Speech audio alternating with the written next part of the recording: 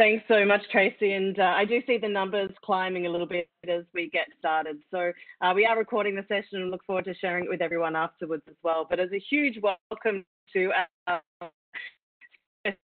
guest today, especially to Jacques van den Broek, who was our team on this morning. I know he was an avid listener. So Jacques, I'll be testing you against wisdom that came through Anthea Collier this morning, our MD of APAC. But so glad to, we have beat all technical difficulties today to have you online. So super cool.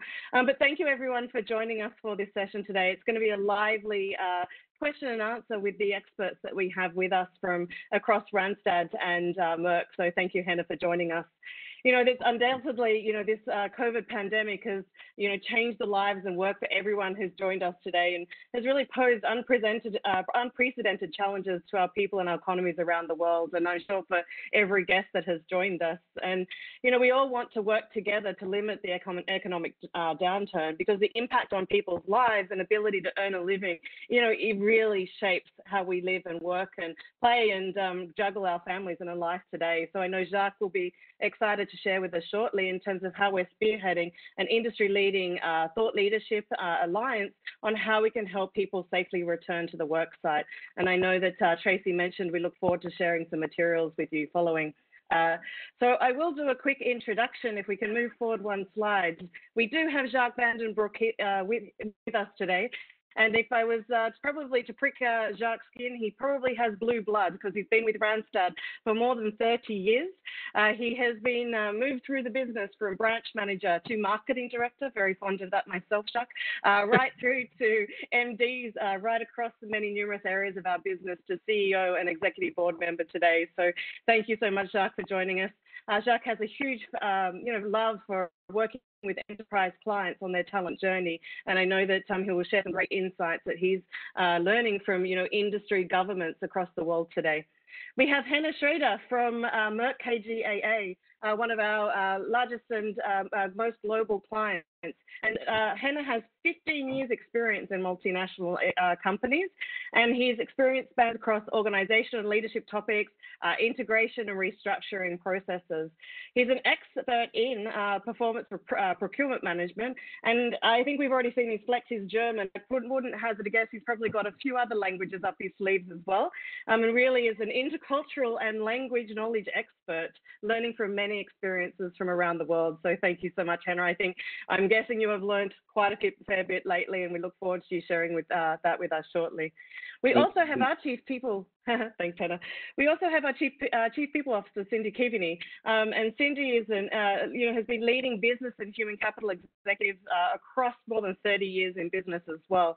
And Cindy has a great focus on leading global HR teams and building high performance teams that really have a direct impact on business and culture and developments. And I know personally, I can say she's a testament to an HR leader who has been leading teams, workforce, task forces across the many numerous weeks that we have faced the pandemic, and I'm sure she's going to share some wonderful insight with us today. So if we move towards the next slide, because that is our illustrious special guest, I would like to hand over to Jacques with the first question of the session is, how can we help ensure economic recovery while keeping all of our people safe? Yeah, that is the million-dollar question, of course. If you look at the issue in all this, it's really every call it government chooses health first and the healthcare system, which I think is good. At the same time, I was in contact with many stakeholders. One was McKinsey, and you see here also the source being McKinsey and the ILO, and they contacted me, said, okay, but how can we see light at the end of the tunnel? What can we do?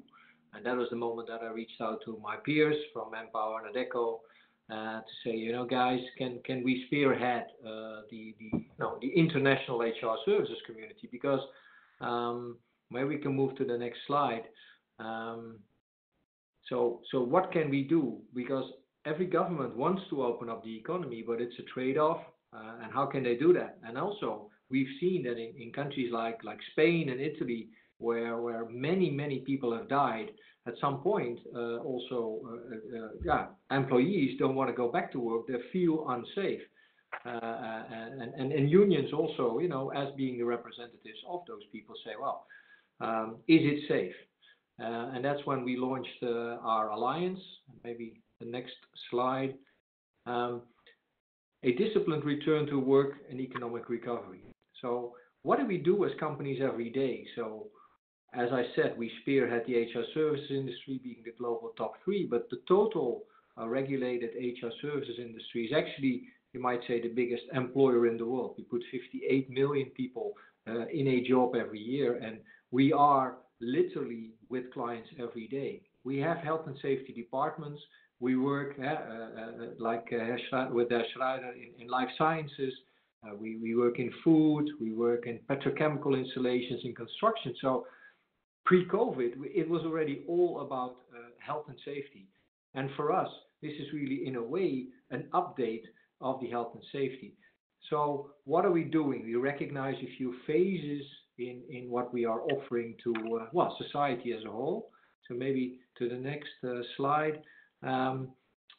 So what can we bring to the table? So we reach out, it says here 10 countries, but now that we are like 4 weeks in, it's already 15 countries.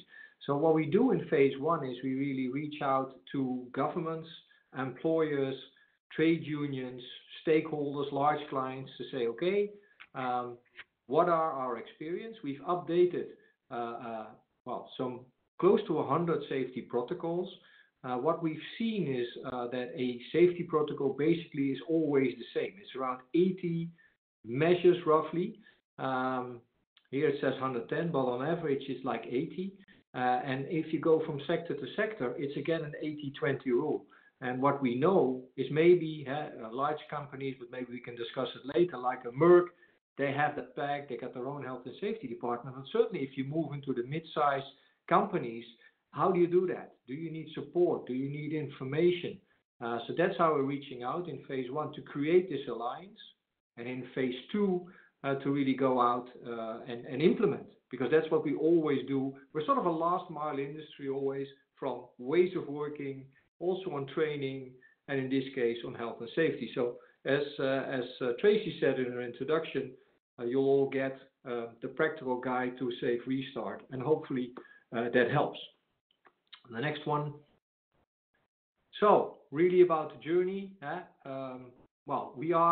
Most countries are in between the red and the yellow, and maybe the US is a little bit further along. This morning we were in Asia.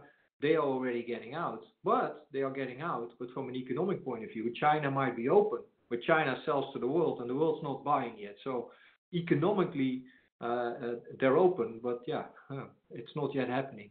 So we see many European companies in different phases of lockdown, sometimes different per sector, sometimes partly open. It's very experimental to see if there's a second wave or hopefully not. The transition stage is where Europe is mostly into at the moment, really adapting to the revised government policies, evaluate, refine, and tweak where needed. And this is very much a one-to-one approach. So we have, as an industry, we have thousands of people, boots on the street, who can really help. Maybe also people on the call having questions. You can also, for example, upload your personal health and safety protocol, and then we'll give you feedback, maybe on what's missing, but also tips and tricks. So tips and tricks as in, we recognize a Spanish industrial baker that cannot work 6 feet apart. So they created all these little cubicles made of foil, which again you can take to other industries. It's all, very, very operational that we're doing. We're not a consultancy company as such, we're more of an implementation company. And then it's phase 3, hopefully, it's anybody's guess when that will be, the new normal. And there's a few things we will try to capture in this phase 3. The first of all is, what is the new normal? I cannot personally imagine that we'll all be sitting in our cars at 8 in the morning to be at our offices at 8:30.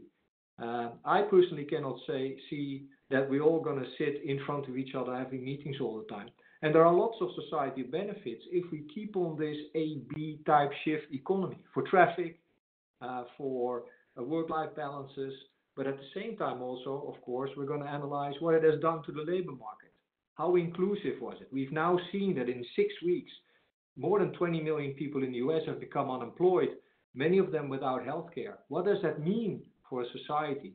Europe is still being held afloat by government support. But that might not last, and they will go also immediately to a 7, 8, 9% unemployment. What does that mean for people, and how do we get them back, and through which instances? So, in a way, a very interesting phase for all of us, mostly HR professionals probably, or general management, to see how we can help, how we can also work together, public-private, in this. Yeah. So, that's it for now, maybe, Louisa, and then in Q&A we'll see what is with the general audience in terms of questions.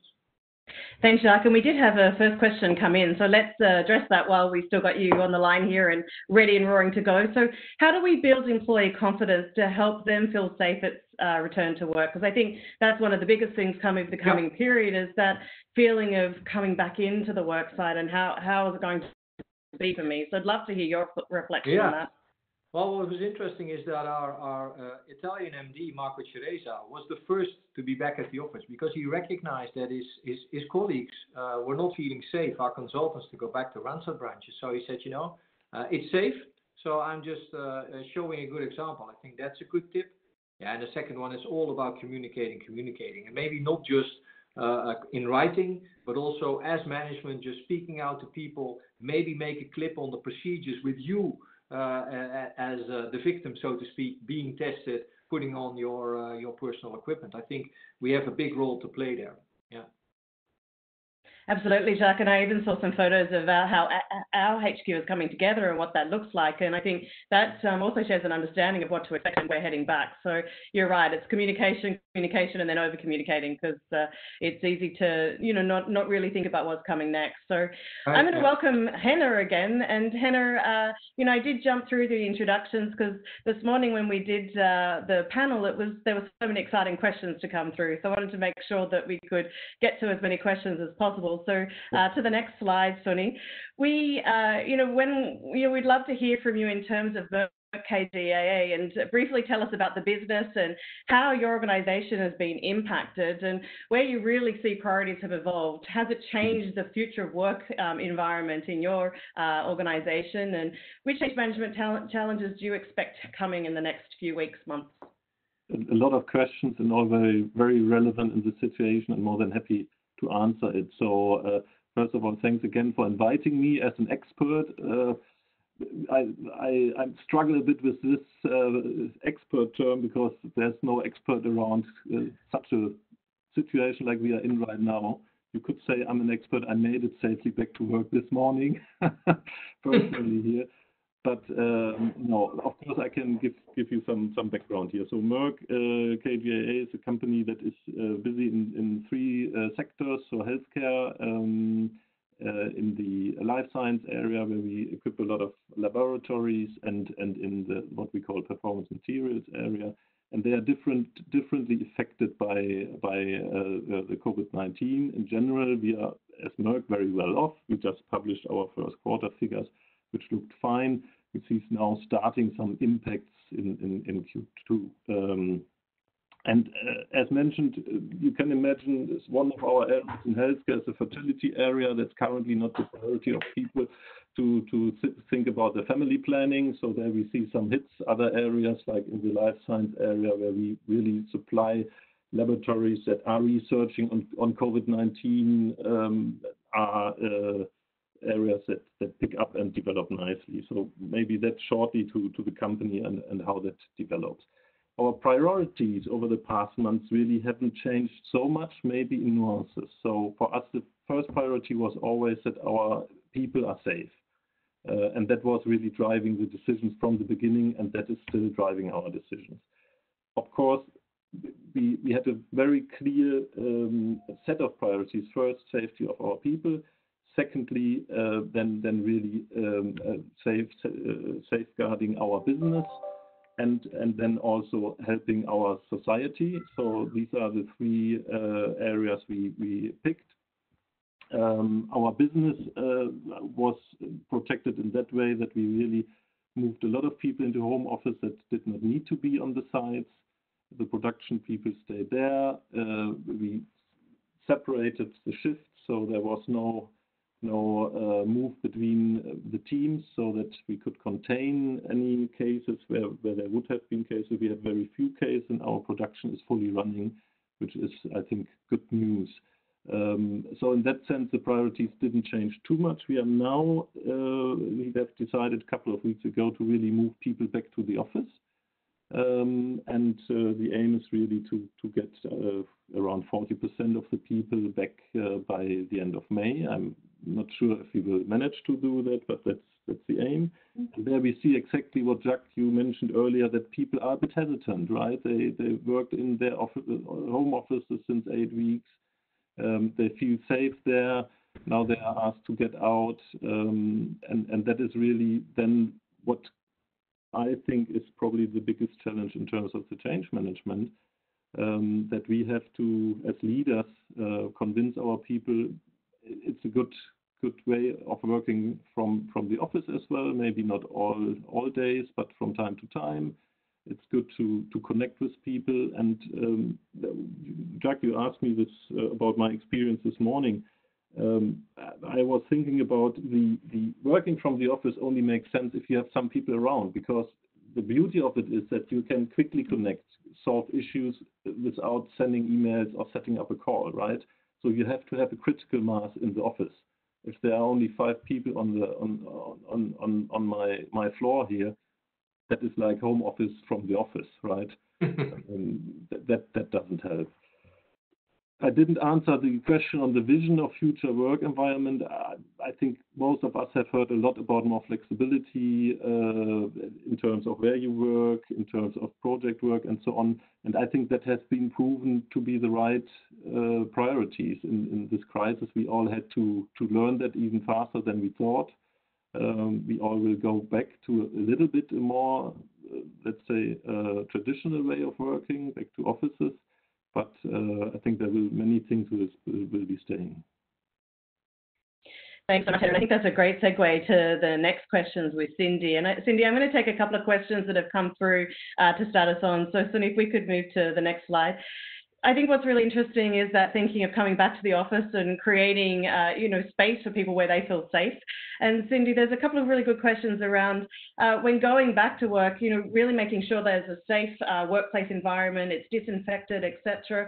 How are we really, or organizations, looking to manage, the social distancing in the workplace, and what will the new workplace look like, and the requirements for us as organizations to really follow the right protocols on the floor? It's a great question, and probably when we think about the safety of our employees, and very similar to Henner, our objective clearly is to move forward with the safety of our people in mind. So I think that Jacques talked about the 80-20 rule.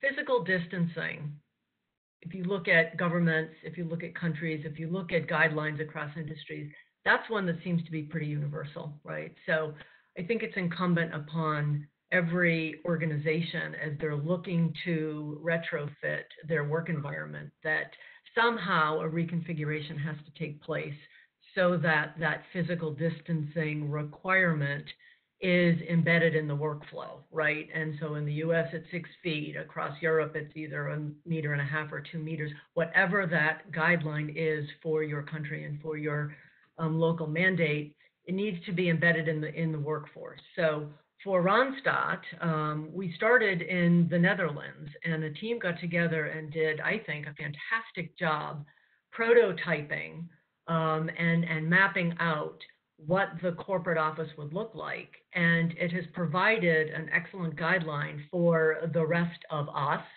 across the globe who are putting plans together. But looking at things like repositioning workspaces, or putting X marks on desks that can't be occupied, so that there is a flow that does provide that physical distancing scenario. Looking at elevator protocols and signage so that X number of people can be in an elevator at any one point in time, and where should they stand. So it's a combination of really, some elbow grease on signage, on the mapping out of the workspace, of the flows of traffic up staircase, one way, down staircase another way. So there are a lot of things to consider.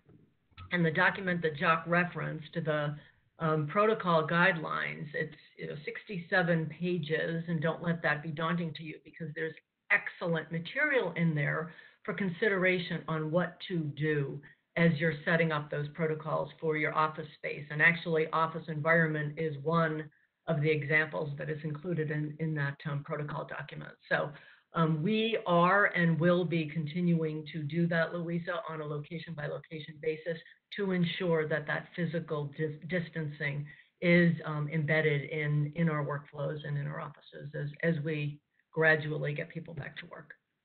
Thanks, Cindy. And there's been quite a few questions in relation to the level of protocols that we'll be providing, Jacques. So I think it'll be great. We'll be sharing the booklet and a range of protocols moving forward. And there are, individual protocols and advice for different industry sectors as well.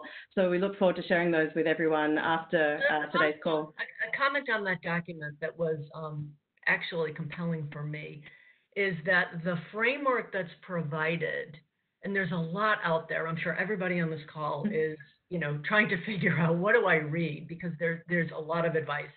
But this document has a framework that evaluates risk levers. There are 5 different levels from protection to elimination of the risk. And a lot of what's provided is against those levers, the economic impact, and then some very specific details as to what you can do by lever. So I think the framework is really well done. So I now have a question for Jacques, and I'm going to test my linguistics right now as well, potentially our knowledge. And Henner, you might have to help us on this one. But Jacques, what's your opinion on serological RDT testing as part of the return program? Yeah, I saw that one coming. So serological testing is blood testing. So in a way, there's 2 ways of testing. One is the upfront. So that is the temperature check or the saliva, that is if you have the symptoms, if you are sick, and the serological is taking blood to see if you got antibodies. My approach to testing is if you would ask medical professionals, they will all say nothing is conducive, nothing is 100% safe. At the same time, I think we need to get back to call it acceptable risks. Living our lives, driving to work, working with colleagues that might have a flu or whatever. There are all sorts of risks out there. Work, well, depending on the workplace, of course. So I think through testing, and a lot of it, and quite frequent, you reduce the risk. And in that sense, I think serological testing might be very helpful. So we already promoted it as in if you have workstations that have, it's difficult.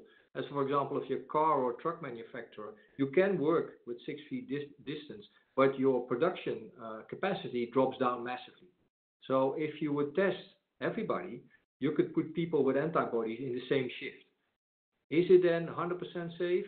Maybe not, but it might be 80-90% safe. I would say that's an acceptable risk because if we need to wait for anything to be 100% safe, well, then we're 2 years out. And I personally don't think that's an acceptable economical risk. So I'm for serological testing. And the big tip, if you can advise governments, I still see differences in some countries being very businesslike about this, buying it from private laboratories, etc., and more European countries where the healthcare situation is a non-for-profit, and it's very tough to build the bridge with commercial organization. That goes too slow in my view, so I very much would like to advocate public-private partnerships also in speeding this up, because it is possible to do this at scale relatively quick, but you need to cross some old boundaries almost.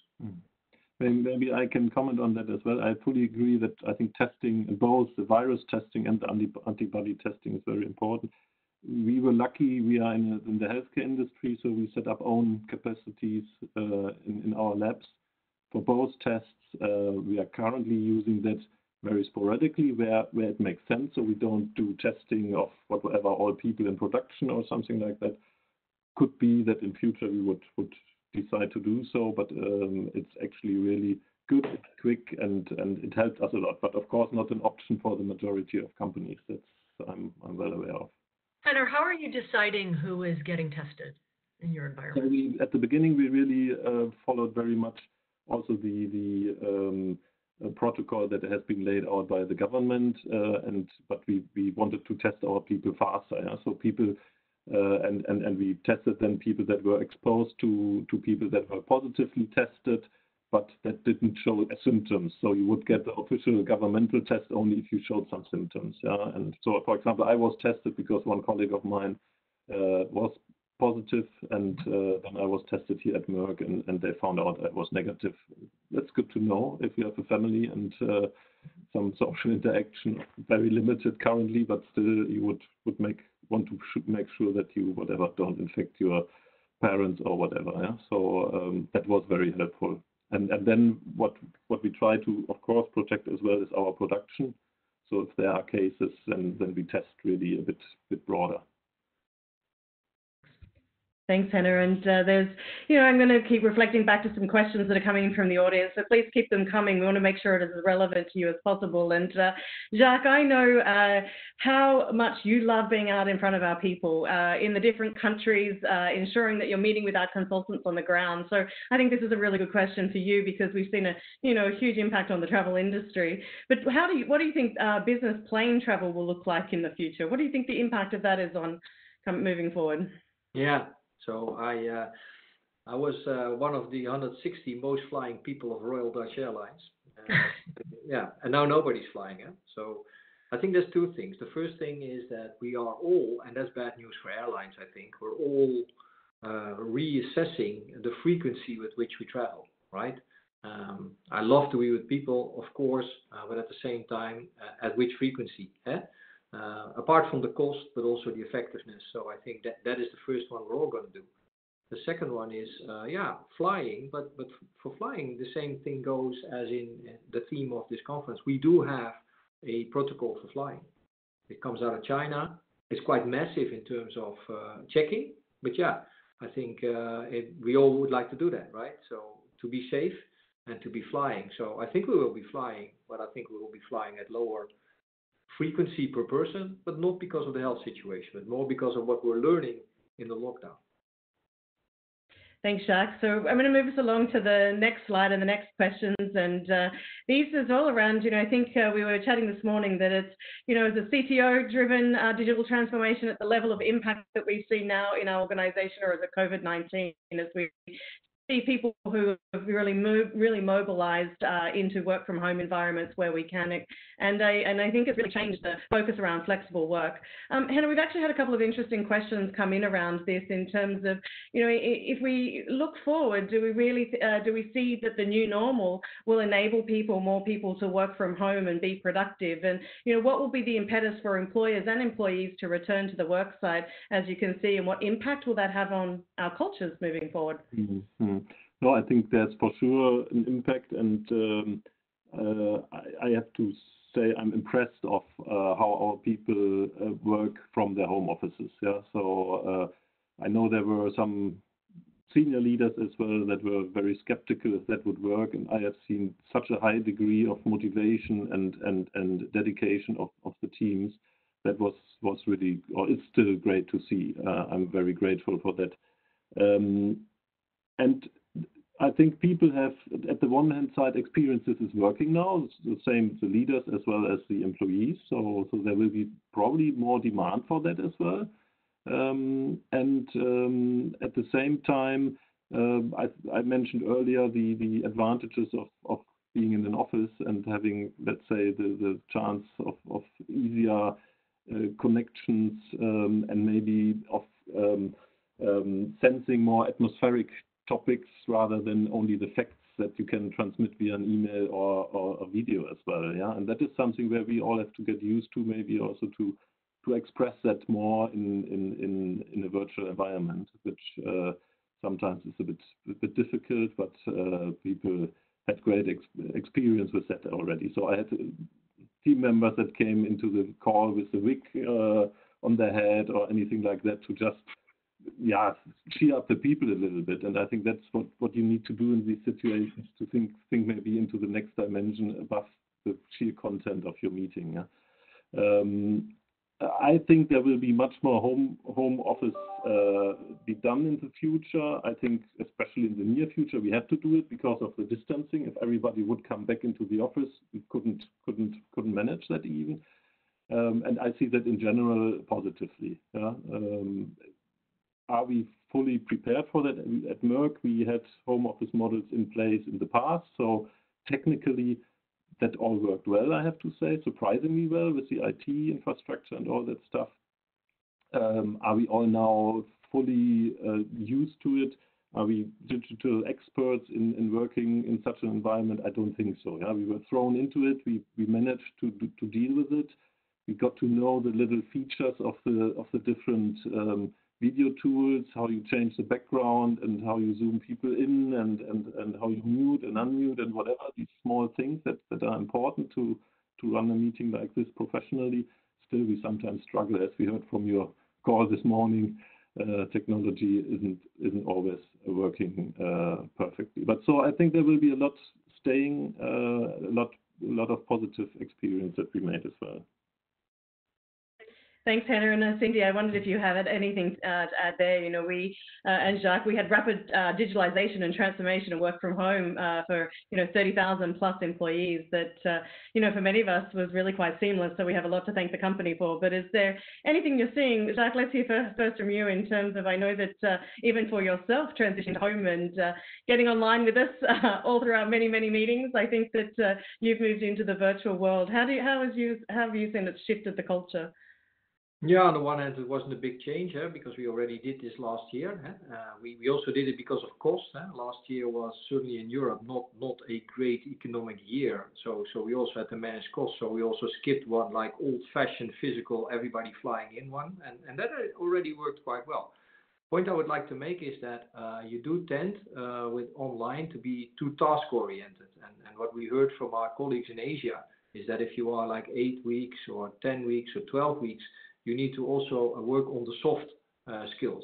So that's why we offer, but we also offer it, by the way, to people on the phone through our site in support in challenging times. How do I manage a remote workforce? How do I do tough conversations online? Really knowing your people is crucial. So really mixing the soft and the hard, I think that's a good tip. Absolutely, Jacques, and I think everything from virtual meetings through to virtual happy hours is what we've seen coming to our lives over the periods of time. Cindy, do you have any reflection to add there? I think a really good question, and it comes up a bit, is that we've saved in many cases a lot of commuting time. We heard from our colleagues in India today that many of our colleagues there have been spending hours commuting to work that they now have back, which has helped in their work and their personal lives. Cindy, what's your reflection around that? So I think to what Henner and Jacques have talked about, we will be looking at hybrid models. We will be looking at some in the office, some work from home. We'll be looking at, can people continue to work from home? One of the things that you mentioned, Louisa, is the issue of productivity. And it's been amazing to talk to our leaders and to hear that productivity levels are where they should be. Our teams in India, they have daily huddles and they're looking at productivity, and there's a reflection of some volume, so it becomes an interesting question as to productivity against what. But the ability to do their jobs and to use technology and to do much of what we do from a work standpoint in a virtual way has not eroded productivity by and large. So it's an interesting question as to what is the new normal and what really can we continue to support in a virtual way that can be advantageous, not only to our colleagues who want to work from home, but to productivity and the speed at which we can do some of the things we do virtually for our clients as well. Yeah. What I have to say, maybe to chip in there, is that I talked about all the good motivation. What I see with my teams is that some of them are getting a bit tired of the situation, and that has often to do also with the personal situation at home, with kids at home, and what else you could imagine, and that's for sure a super stretch for people, and to be as productive with this interruptions and double responsibility is tough. And I think that will be much better in the new normal, so to speak, when maybe kids are back at school or kindergarten, that people can do still home office, but without this stress level that they currently have. I fully agree, Henner, and I think I'm sure there's many working parents and families out there, and it's been a lot to juggle everything within your closed environment. So I appreciate that, and I think we always say to people, work when you can, how you can. Within our business, don't we, Cindy? So let's move on to the next topic. And, in terms of Henner, you mentioned it yourself that, there's areas in Merck that have had to ramp up to really look at how we face the COVID pandemic and how we can look toward potential remedies and vaccines. So I think it'd be great to hear from you in terms of it is the way we work now has really transformed recruiting and onboarding processes. And we had another question that came in earlier in terms of, someone who is onboarding into a new company and thinks, has to go in for training. And will it be weird to be standing, 2 to 6 meters apart from someone that they're, of their new employer? So would love to hear your reflection on that in terms of what do recruitment and onboarding processes look like today for Merck? Absolutely, more than happy. And I want to share two stories that I experienced myself. So we set up in our procurement organization here a trainee program, and we planned a nice assessment center beginning of March. And a couple of days before that, all this COVID thing came along, and we had to cancel it, and we had to shift that to be run on a virtual basis.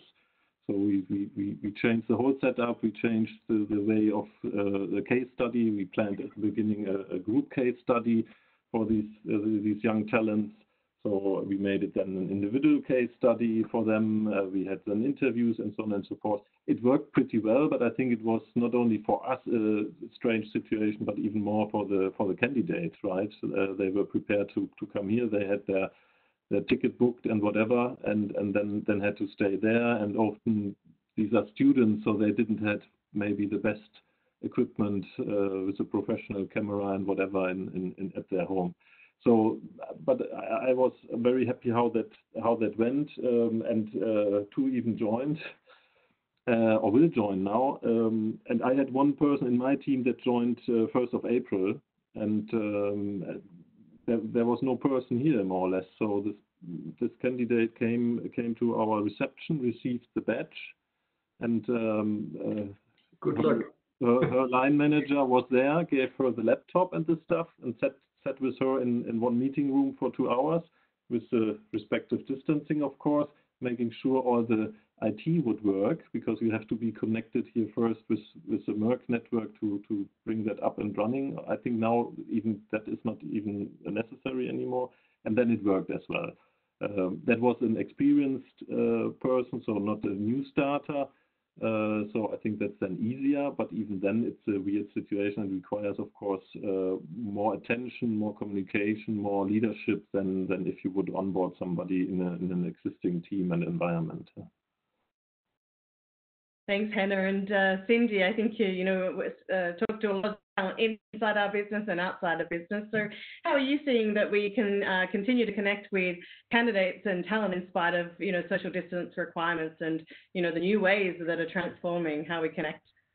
So I think, Louisa, for our business, we're doing it by and large virtually. And it's been an interesting transition with some clients who were not necessarily open or skeptical around, video interviewing, as an example, right? Is this going to be as efficient? Do I need to see somebody face to face? But forced into the situation that we are in, we've seen kind of the change acceptance level go up. It's had to, right? But all of a sudden, we can do some things in faster ways. And so resistance is suddenly yielding to, we'll try it, to, okay, this is working. So from a virtual recruiting perspective, using the technologies and the tools that we have to kind of bring forward our tech and touch strategy, right? A lot of AI technologies, video interviewing, things that we can do virtually. L&D training, right? Giving opportunity for training virtually, which we're making arrangements for as well.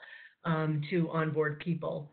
We're doing it. We're mailing kits with computers for people who are going to start working from home. So we've adapted to this virtual way of recruiting and onboarding people, but much of what we're doing right now is virtually. Absolutely, Cindy. I think that's a great move to the next slide and the next set of questions. And let's start with you, Jacques, because, we have been building our own technology to be able to support our own employees to really enable remote work and, away from the work site. And at the same time, accelerated our level of digital transformation. So we'd love to hear your thoughts around that and how we're helping both our people and our clients to achieve that level of transformation in their recruiting and people efforts. Yeah, maybe back to the formal one, not on HR, but we closed our first quarter financially, and that was the fastest close we ever made, and nobody was in the office. So, just to see, it's not like a next best. Sometimes it's even better than you thought it would be.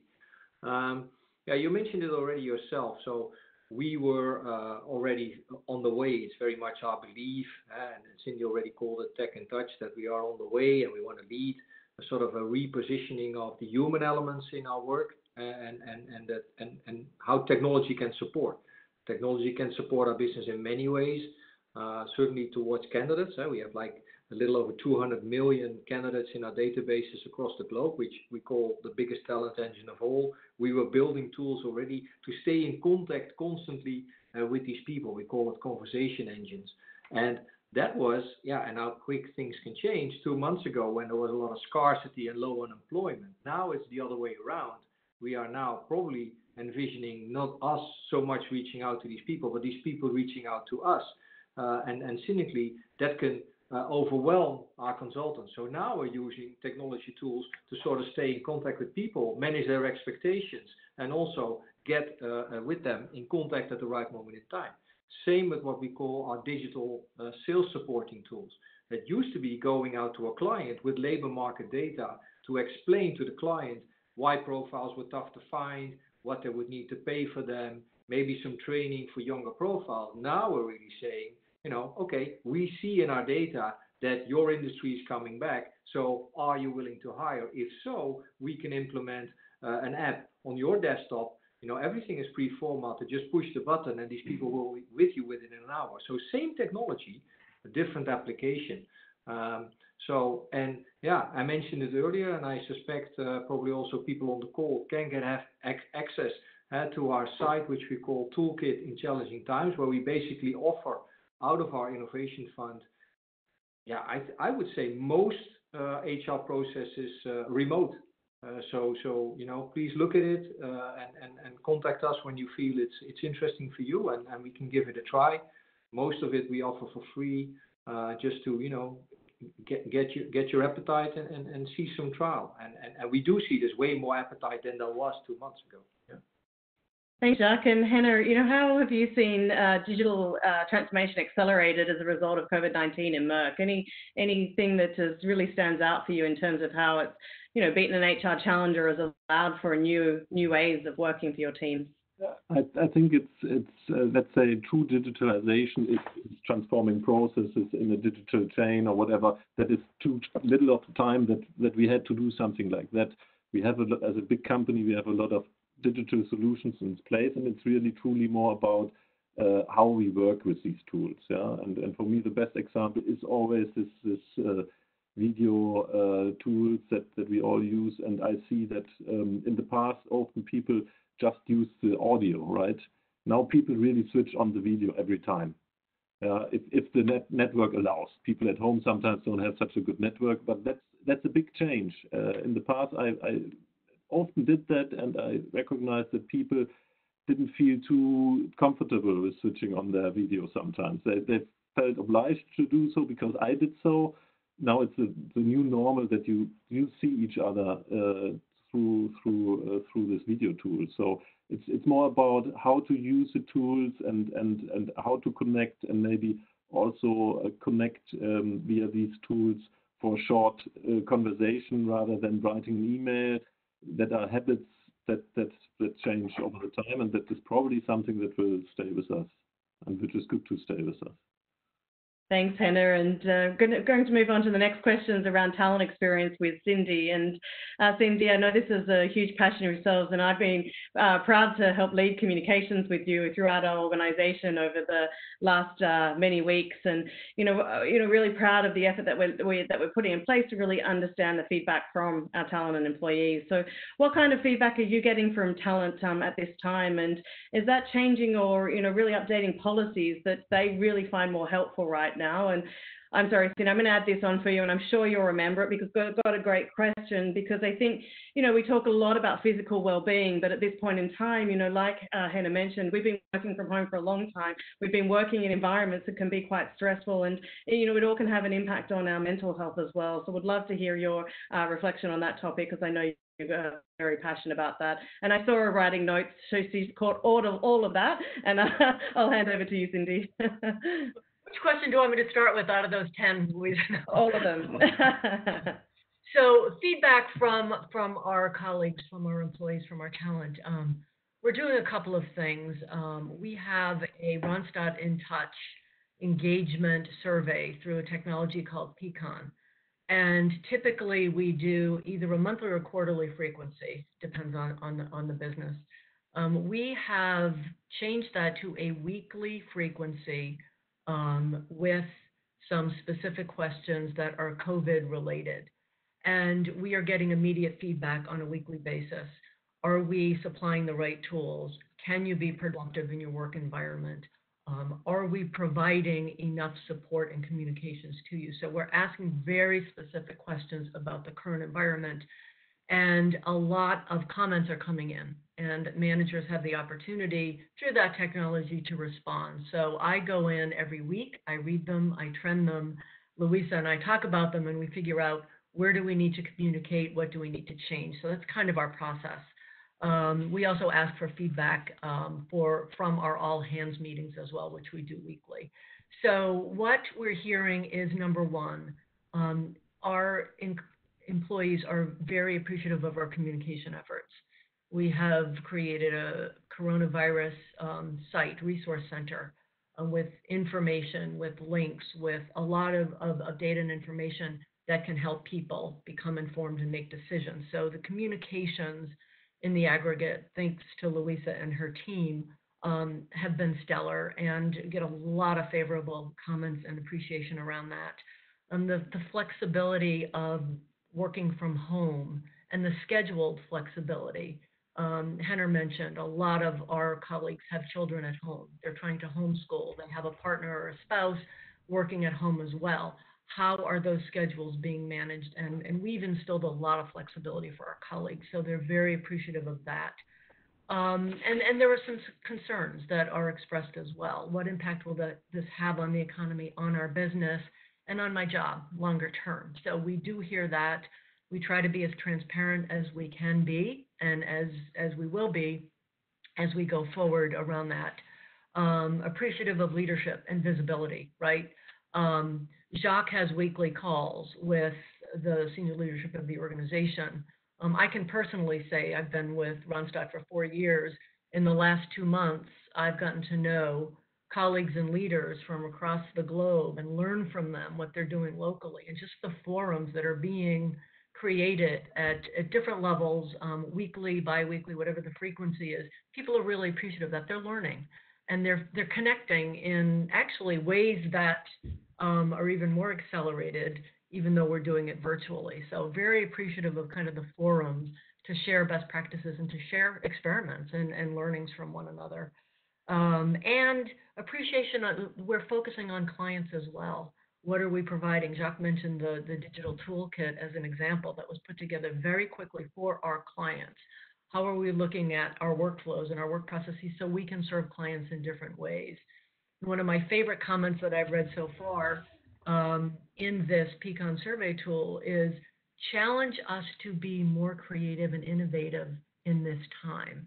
And that was just perfect, because even though people are dealing with their own personal things, they're seeing that we have time to experiment and to do things differently. So challenge us to be innovative and creative. And I love that point of feedback. So webinars, training, people are appreciative of as well. So Some concerns being expressed clearly about our environment, the economy, and impact downstream, but a lot of appreciation for the information, the communications, and the way in which we're connecting.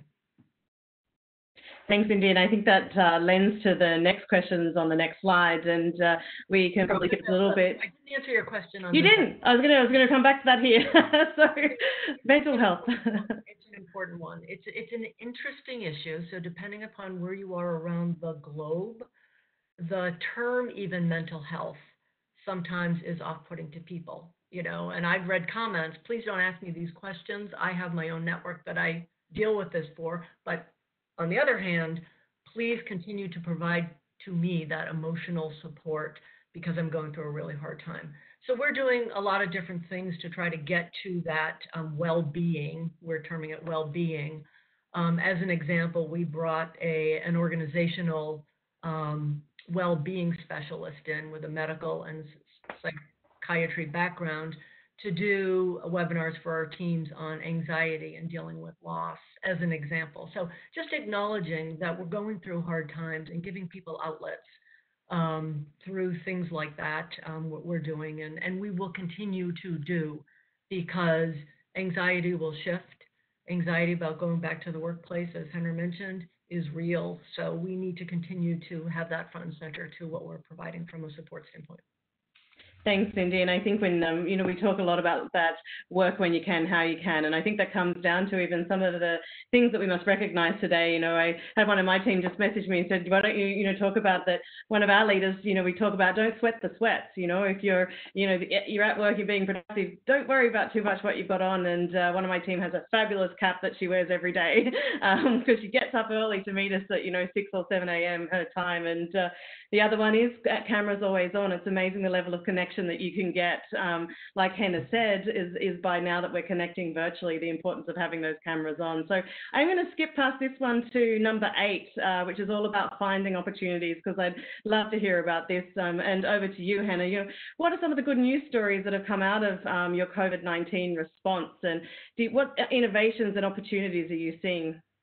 I think a lot of the topics we touched already on. So this very positive experience with home office, I think, was the first one to mention.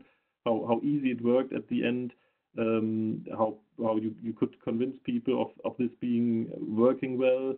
What I find very positive, and we did similar things. We did surveys as well to see how people feel in this situation, and we have seen that their connection to Merck it became even deeper than half a year ago when we had our regular employee engagement survey. Yeah, so people stand together in the crisis, which I think is very, very positive. People appreciate their situation more, to have a good employer, to have a good work environment, to get this flexibility that they are seen in their personal situation they are in. I think that's positive. And also this video function you mentioned, everybody of us, I think, has experienced these situations where a child was running through the video, or a dog or a cat or whatever, something broke down, or I was in one meeting where my counterpart was sitting in the kitchen, her husband obviously in the living room, and her 3-year-old started to load all the cutlery out of the kitchen drawer, and it was less and loud, and we couldn't much talk content-wise. But I think you get a different connection to the people. You experience more their private life as well, and maybe that's a special thing for Germans, because Germans always separate their private life and their working life a lot. And I think this is in general a positive experience. If you see, okay, how are people living, and what are their concerns, what are their motivations, you learn a lot more about the people. So you have a more personal touch, maybe, if you do it in the right way. Positive is we have seen that these tools work, so I think they are an alternative for traveling. What we always talked and prayed to our people, that we said, okay, maybe you don't need to travel as much. Why don't you use this? Now people experience it's working. We have to travel a bit more than we currently do. That's no question.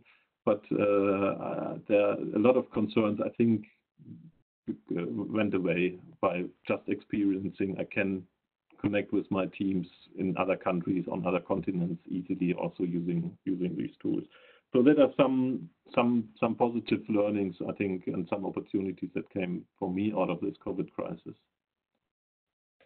Thanks, Henner. And if we move through to the final question that we have, and I'll also maybe end with another couple more.